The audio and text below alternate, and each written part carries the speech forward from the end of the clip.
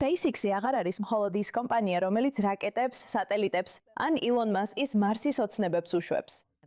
ეხლა ის Wall Street-ზე ერთ-ერთი ყველაზე პოპულარული სახელია. SpaceX-მა ამ თვეში საჯარო ბაზარზე რეკორდული დებიუტი მოახდინა და უკვე 85 მილიარდ დოლარზე მეტი მოიზიდა.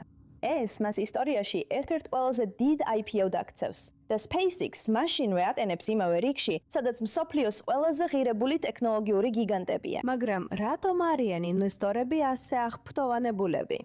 საქმე მხოლოდ რაკეტებში არ არის. სინამდვილეში ეს სატელიტებს ეხება. Starlink-ი სწორედ ამას მიიჩნევენ საკრედიტო სააგენტოები მთავარ ფულადი ნაკადების წყაროდ.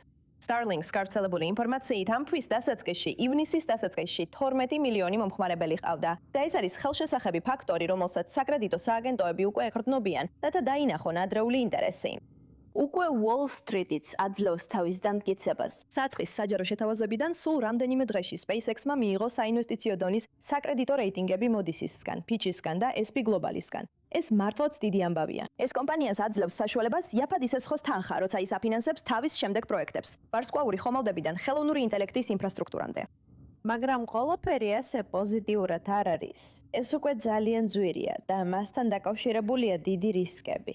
აქციონერები მკვეთრად დაეცნენ რეკორდულ მაჩვენებელთან შედარებით და დახურვისას დაახლოებით $185 იყო, მაშინ როცა პიკი $225 შეადგენდა. მთავარი რისკები ამჟამად ასეთია. SpaceX დიდი ხარჯები აქვს. საკრედიტო სააგენტოები აღნიშნავენ მნიშვნელოვან კაპიტალის მოთხოვნებს და უარყოფით თავისუფალ ფულად ნაკადს.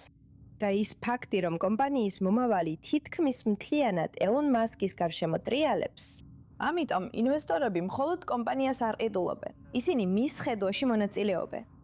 გლობალურად ეს მხოლოდ IPO-ს არ ეხება. SpaceX-ი ცდილობს გაარკვიოს, მზად არის თუ არა საჯარო ბაზარი დააფინანსოს კოსმოსური თავგადასავლების ახალი ერა და შესაძლებელია თუ არა, რომ კოსმოსი დიდი ბიზნესი გახდეს აქ, დედამიწაზე.